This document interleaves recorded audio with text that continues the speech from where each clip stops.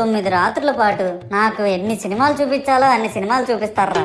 ఇందులో funny part ఏంటంటే నేను ఎన్ని బ్యాచ్లను చూస్తాను తెలుసా. ప్రతి వీధి పందిరి దగ్గరికి తిరుగుతూ నా విగ్రహాలకు రివ్యూ ఇచ్చే బ్యాచ్ ఒకటి, ప్రసాదాల కోసం ప్రతి పందిరి దగ్గరికి తిరిగే బ్యాచ్ ఇంకొకటి, ఇంకా దరిద్రం ఏంటంటే నాకు కొట్టిన కొబ్బరికాయలు ఏమైనా మిగిలిపోయేమో వాటిని తీసుకెళ్లి పచ్చడి చేసుకుందాం అనే బ్యాచ్ ఒకటి. ఇవన్నీ చూస్తూ 9 రాత్రులు గడిపాక సరేలే సాయంత్రం అనిపిస్తారులే అని కాలు మీద కాలు వేసుకొని కూర్చుంటే అప్పుడు మొదలవుతాదిరా నా నిమజ్జనం వ్యాన్ ముందు 90 వేసి నాగిని డాన్స్ చేస్తారు.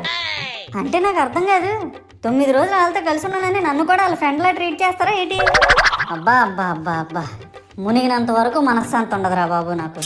అంటే ఆ మాత్రం హడావుడు లేకపోతే నీ గొప్పతనం 10 మందికి ఎలా తెలుస్తుంది స్వామి? ఇవన్నీ నీకు గొప్పలాగా ఉన్నాయారా.